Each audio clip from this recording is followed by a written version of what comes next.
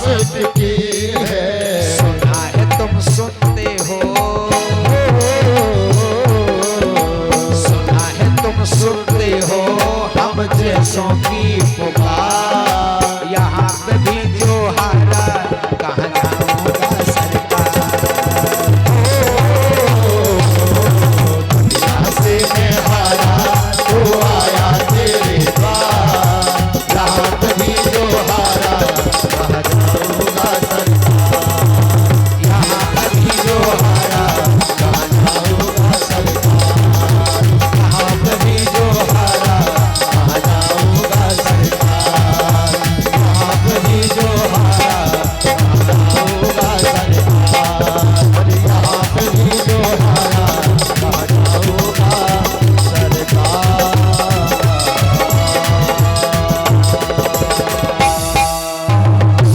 बोलिए श्री वृंदावन बिहारी लाल की, राधा रानी सरकार की, अनंत बलवंत श्री हनुमंत लाल महाराज की। यहाँ पे भी जो हारा कहाँ जाऊंगा सरकार। और कथा का एक नया रूप प्रवेश करते हैं अपन। राजा परीक्षित संसार में एक अद्भुत लीला का सुंदर प्रदर्शन बने। श्री सूजी महाराज कथा सुना रहे हैं। राजन, पांचों पांडवों ने राजा परीक्षित को राजगद्दी पर अभिषेक किया, स्वयं स्वर्ग और हिमालय की ओर चले। बीच में समस्त पांडवों का विनाश हुआ, अकेले युधिष्ठिर महाराज परमधाम। कथा का मंगल प्रसंग है। राजा परीक्षित राजा बन गए। कहते हैं कलयुग के सबसे पहले राजा थे राजा परीक्षित। जब कलयुग आया,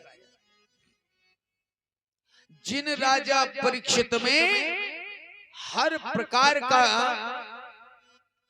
की ताकत थी, हर प्रकार की, कहने का तात्पर्य है जिन राजा परीक्षित की मर्जी से कलयुग आया, वो राजा कोई साधारण नहीं था।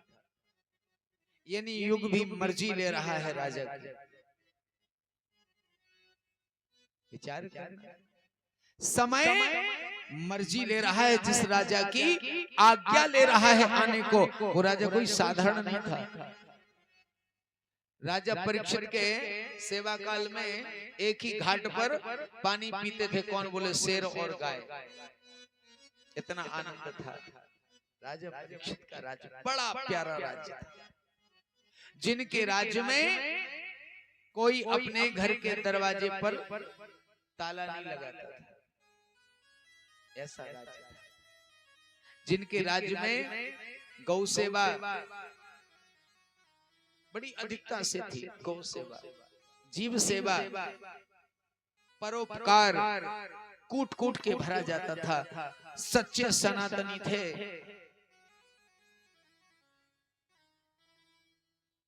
बंधुओं, एक बार राजा शिकार खेलने गए। अच्छा, एक आपके मन में कभी ये प्रश्न उठा है, राजा शिकार क्यों खेलते थे? बोले शौक था। नहीं, शौक नहीं था। किसी जीव को मारना क्या शौक है? अच्छा, राजा कैसे मारते थे? हिरण। शिकार, हिरण का शिकार करते थे, पर खाते नहीं थे। आजकल तो बड़ो गड़बड़, कंडीशन ही गड़बड़ है। अच्छा, एक बात निवेदन करें, किसी भी जीव ने अपना धर्म नहीं छोड़ा इंसान को छोड़ के, है ना? किसी भी जीव ने धर्म नहीं छोड़ा। गाय को तुम मांस रख दो, वो नहीं खाएगी। गाय घास ही खाएगी। आदमी सब खा ले, नहीं खा ले, घास भी खा ले और मांस भी खा ले।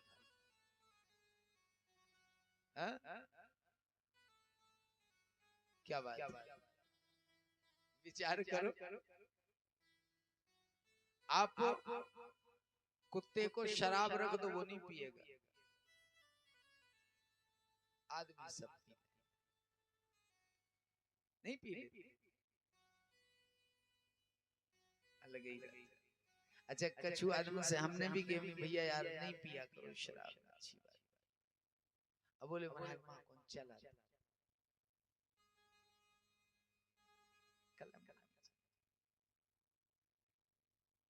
वो रास्ते ही नहीं चलो जहां पर शराब की आवश्यकता। तन मन और धन और चौथा स्वाभिमान, ये चारों को नष्ट कर देता है। राजा शिकार नहीं खाते थे, खेलते थे। अच्छा राजा क्यों मारते थे हिरण को? एक बहुत अच्छी बात बता रहा हूँ, शायद आपको ज्ञात हो, फिर भी मैं बता रहा हूँ। राजा उस सारे हिरण को नहीं मारते, केवल एक हिरण हो। कौन? बोले कृष्ण सार मृग, कृष्ण सार हिरण। कौन कृष्ण सार? बोले जिस हिरण की नाभि में कस्तूरी नाम का पदार्थ रहता था, राजा उसे मारते थे। क्यों मारते थे?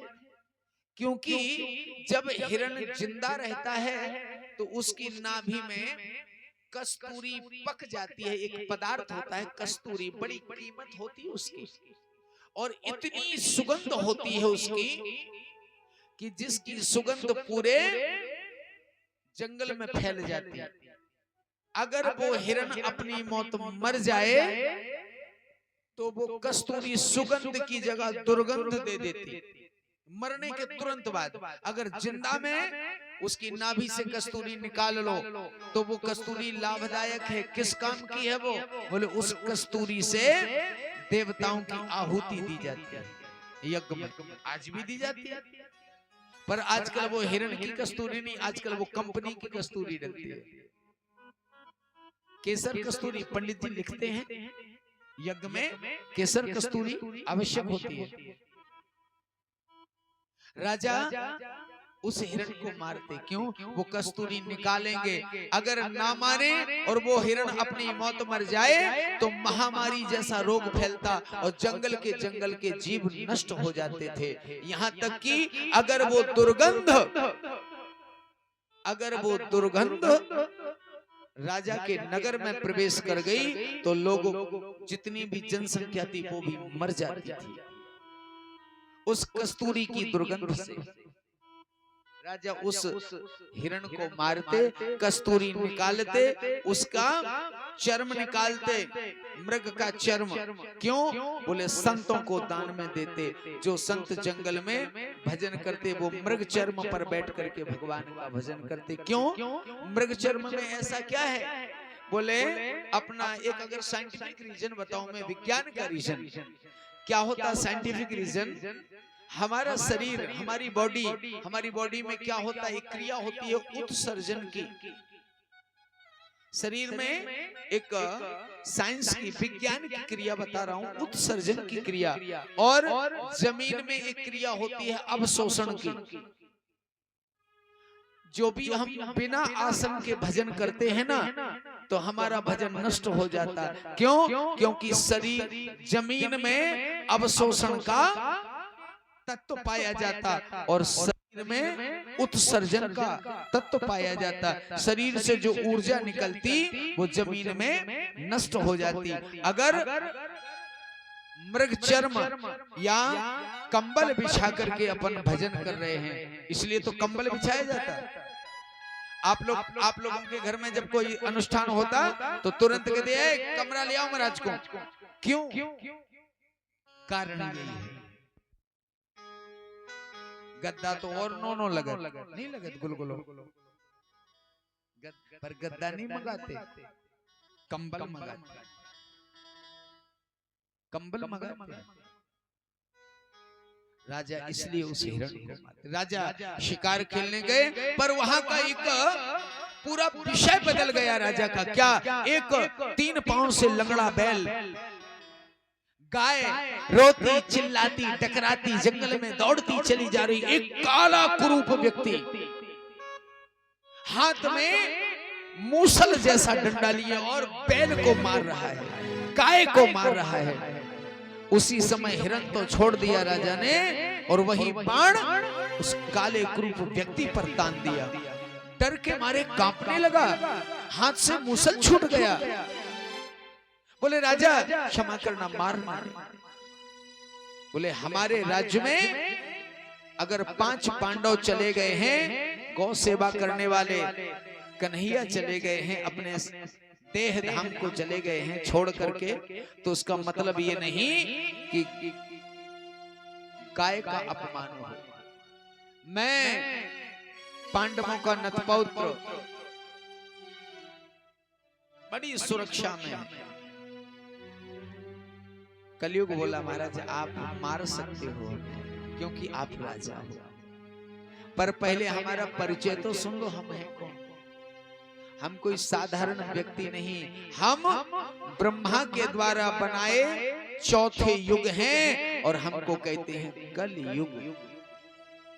अब कलयुग कोई पहली बात तो सुनी नहीं, राजा को पता था कि 4 युग हैं, सतयुग, त्रेता, द्वापर और कलयुग। सतयुग वालों को पता था कि 4 युग हैं, सतयुग, त्रेता, द्वापर और कलयुग, सबको पता था। राजा बोले तो इसका मतलब तुम आ गए? बोले हाँ राजा। बोले सुनो, तुम हमारी प्रजा पर अटैक नहीं कर सकते, जा नहीं सकते, हमारी प्रजा को आप छू नहीं सकते। बोले राजन ये नियम के विरुद्ध है। जब ब्रह्मा के निर्णय अनुसार, समय निर्णय अनुसार हमारा आना निश्चित है, तो समाज में हमारा जाना भी निश्चित है। अच्छा कलयुग कहाँ कहाँ है पता है? हमारी मैया बहनें जरूर सुने इस प्रसंग को, है ना। राजा परीक्षित ने 4 स्थान दिए कलयुग को, 4 स्थान। कौन 4 स्थान? व्यास जी भगवान ने श्रीमद् भागवत के माध्यम से लिखा। दूतम पानम स्त्रिया सोना, श्लोक का अर्थ है दूतम पानम स्त्रिया सोना यत्रा धर्मश्चतुर्विधि। बोले जहां पर जुआ खेलता हो वहां रहना। अच्छा जुआ का मतलब केवल पांसे से नहीं होता। बोले जहां पर धोखा होता हो, जुआ बिना धोखे के कोई जीतता नहीं, बेईमानी होती है। ये पूरे विकल्प आकर के छुप गए जहां पर सास बहू डंडे करती हो। आपके यहाँ तो नहीं होते डंडे? कौन कौन बहन डंडो करे तो हाथ उठाओ। ये कौन है? नहीं हम कैमरा से आपको कैप्चर कर लेंगे, चिंता ना करो। बताओ हाथ उठाओ, कोनो दिक्कत नहीं है। कौन अपनी सास को लड़त मारत? थोड़ा हाथ उठाओ, आनंद लेने। श्रीमद् भागवत कहती है जहां जुआ खेलता, जुआ का मतलब केवल ताशों से नहीं है, जुआ का मतलब केवल पांसों से नहीं, जुआ का मतलब बेईमानी से भी है। बहुत से ऐसे सूत्र छुपे हैं। कहते हैं दूतम पानम अर्थात जहां पर मदिरा पी जाती हो। मदिरा केवल शराब से मतलब नहीं है। बोले महाराज ने तो शराब की गई थी, हम तो बियर पिए। राधे राधे। अच्छा बोले व्यसन से है, व्यसन। व्यसन माने चिलम्बी हो ना तुम चक्कर में हो। हाँ व्यसन माने रासरी भी हो, याद रखिएगा। दूतम पानम स्त्रिया सोना, कहते हैं जहां पर स्त्री गमन हो, स्त्री के द्वारा पर पुरुष गमन हो, यहां कलयुग रहता है। जहाँ व्यसन होता है, अर्थात जहाँ पर नशे में लोग बेचते हैं या पाते हैं, वहाँ कलयुग रहेगा। कहते हैं जहाँ धर्म का उपहास हो, धर्म का अनादर हो, वहाँ तुम रहना। उसी समय कलयुग ने हाथ जोड़े राजा परीक्षित से पूछने लगे, महाराज एक निवेदन करूं क्या? बोले हमारा कुटुंब बड़ा लंबा है, बड़ा लंबा है। कौन? बोले झूठ द्वेष पाखंड हमारी कुटुंब के सदस्य हैं, हमें थोड़ी सी जगह और दे दो। क्या कहा? पुनश्चायाचमान, व्यासी ने लिखा पुनश्चायाचमानाय जात रूप मदात प्रभो ततो मृदम मदम कामम रजो वैर च पंचमम। एक और दे दिया स्थान। क्या? बोले जो अनीति से सोना कमाया गया हो, उस सोने में तुम रहना, उस कांचन में अर्थात सोने में रहना जो अनीति से कमाया गया। एक निवेदन करें, भगवान कन्हैया का एक नाम है कांचन अर्थात सोना। भगवान कृष्ण स्वयं सोना है। तो कहा कौन सोना? बोले जो अनीति से, जो बेईमानी से कमाया गया। राजा परीक्षित से कहा, राजन आपने बड़ी कृपा करी, लेकिन आज हम तुम्हें अपना, अभी तो आपने हमारे बुरे कर्मों का विषय देखा, हमारे अच्छे कर्म भी हैं। कलयुग बोला बहुत अच्छे कर्म है हमारे, जो द्वापर त्रेता और सतयुग के नहीं है। सतयुग में एक आदमी कितना जीता था? 1,00,000 वर्ष। और लंबाई चौड़ाई 21 हाथ की रहती थी। 1,00,000 वर्ष। त्रेता आया, 10,000 वर्ष जीने लगा, जीरो चला गया। द्वापर आया, 1000 वर्ष जीने लगा, जीरो चला गया। और कलयुग आया, जीरो गया 100 वर्ष। और सतयुग में भगवान कैसे मिलते थे पता है? रामचरितमानस में बाबा तुलसीदास जी महाराज लिखते हैं क्या? ओ सतयुग सब योगी विज्ञानी कर हरि ध्यान तरे भव प्राणी। राम सिया राम जय जय राम।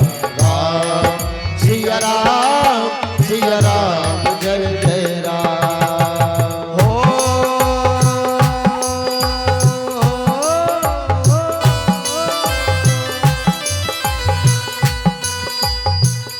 त्रेता विविध यज्ञ नर करही, प्रभु ही समर्प कर्म भव तरही। राम सिया राम जय जय राम। राम सिया राम जय जय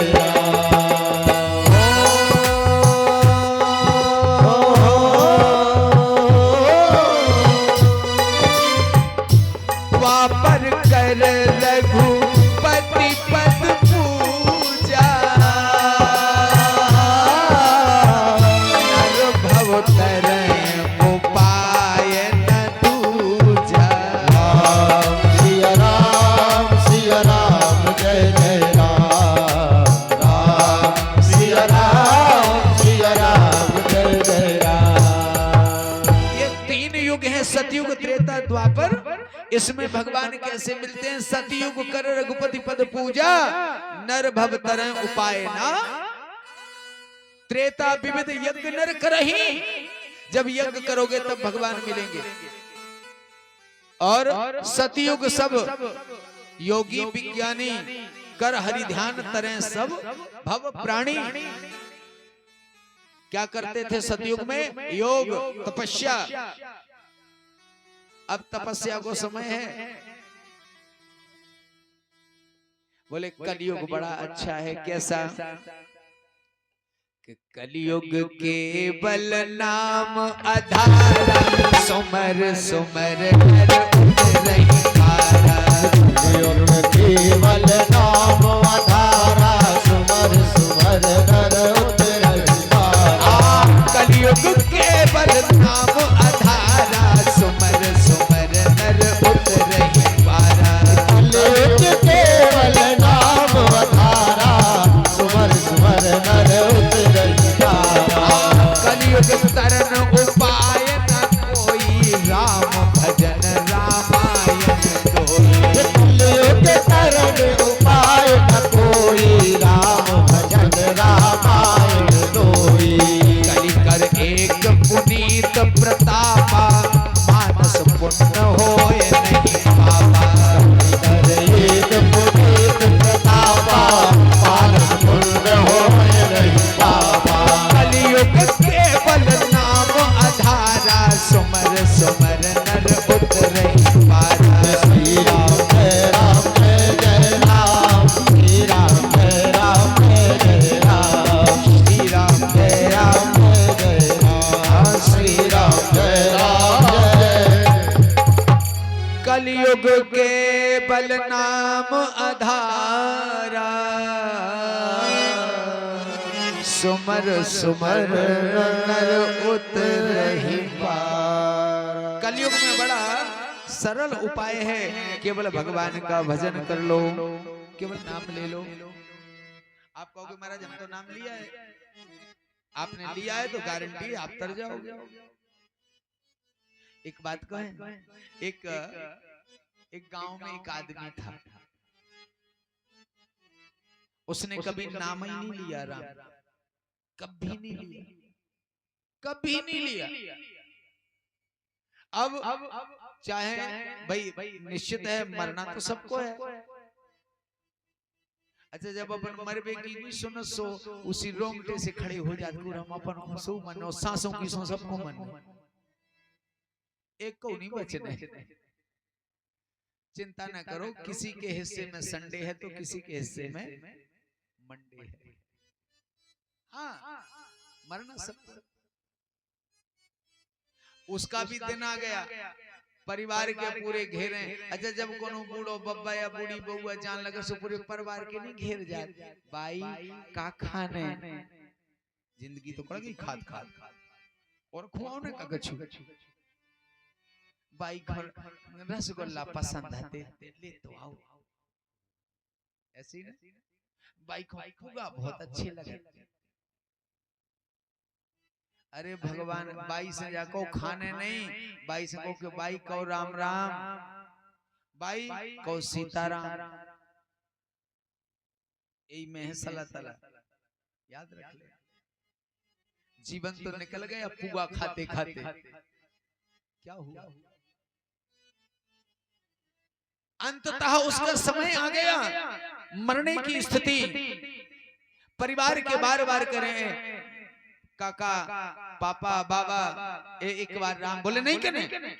अरे सुख से मर तो जान दो कम से कम, बोले सुख से मर तो जान दो। अब देखो आप, पत्नी बोली सुनो आज तक तुमने हमारी बात नहीं मानी, आज तो मान ही लो। कहले सुखा मना रही हो, कहले एक बार कह दो राम। कहले राम होगा काम होगा। जमराज के दूत ले गए, सुलेन में ठाड़ो कर दो। अच्छा उतरे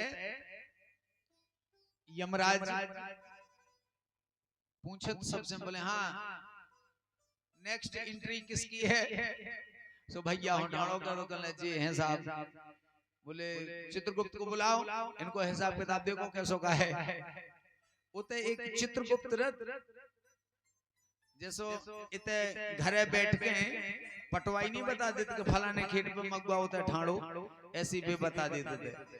तुम छुप के पाप करो या खुल के पाप करो, सब कुछ वहां एंट्री होती है। आप उनके डंडे तो नहीं करत, डंडे करो तो वहां एंट्री भी होता है सांसों की सो। जो आदमी मांस खाएगा वो एंट्री भी है, जो मांस के लाने मसालों बांटे उनकी भी एंट्री हो। ध्यान दियो। हाँ, जो शराब पीता उसकी भी एंट्री है, जो शराब को पानी लेके दे उसकी भी एंट्री होती है। ईठा ट्री ने पानी दो तो सांसों की सो, जो डिस्पोजल और गिलास दे उनकी भी एंट्री हो। ध्यान दियो।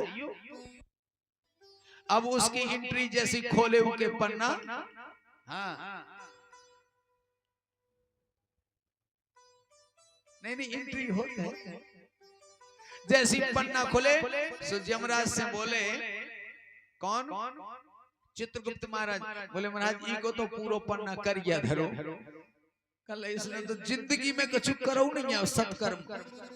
बोले देखो देखो कि तुम कोनो नारियल नारियल फोरो होए, कल महाराज फोरे इन्हें नारियल खाओ तक नहीं है, तुम तो फोरवे की बातें कर रहे। बोले नहीं नहीं देखो कि तुम मंदिर गाँव होए। बोले मंदिर की परछाई नहीं गई कभी के ऊपर, मंदिर तो दूर की बात। बोले तो भैया इको का करे जाए? कहने कछु नहीं, नरक में डाल दो। जैसी नरक में ले जावे की बारी है, कहने महाराज सुनो सुनो सुनो, कहने एक हल्की सी कलम कड़ी। क्या? बोले जब जो मर रहा हो तो सो एक ही घरवाई ने कही थी कि राम क्या दो ने एक ही बार कही जीवन में राम। बोले हम पकड़ ले आए। यमराज बोले अब तो गड़बड़ है बच्चे, एक बार को का दे दे, अब क्या किया जाए? यमराज सोचते रहे, अब और भी तो लाइन लगी थी, जीव तो आ रहे हैं जा रहे हैं। सेवक बोले महाराज जल्दी करो, इको हिसाब किताब जितना डाने उतना डारो कर ले। महाराज दूसरी लाइन लगी। बोले एक काम करो यार, हमारी तो समझ में नहीं आ रही, तो चलो फिर ब्रह्मा जी के लिए ले चलेंगे।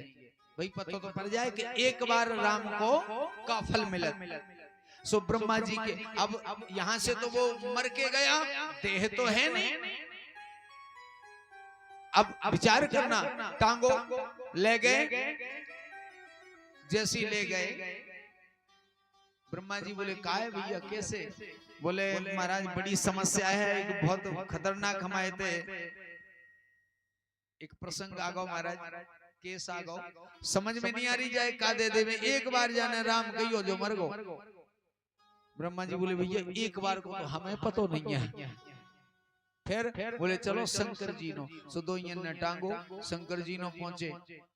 यमराज ने और ब्रह्मा जी ने शंकर जी के पास तारीख खुली। शंकर जी बोले काहे साहब कैसे?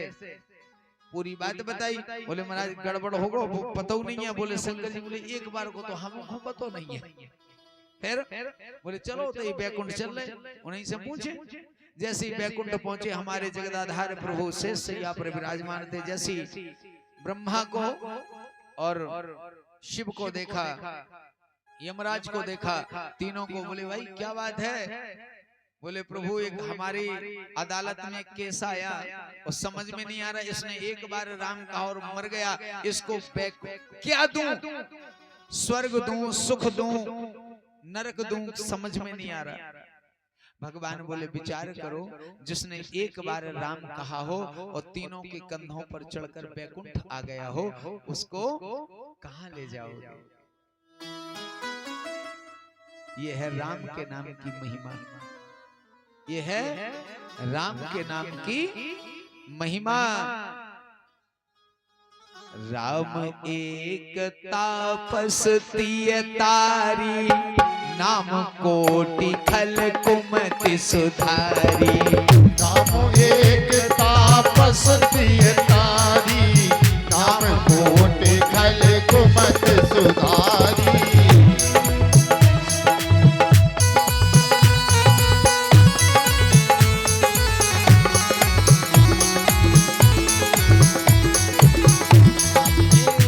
तापस तिय धारी। राम एक तापस दिए तारी, नाम कोटि खल तुमत सुधारी। राम के नाम की महिमा बोले कलयुग केवल नाम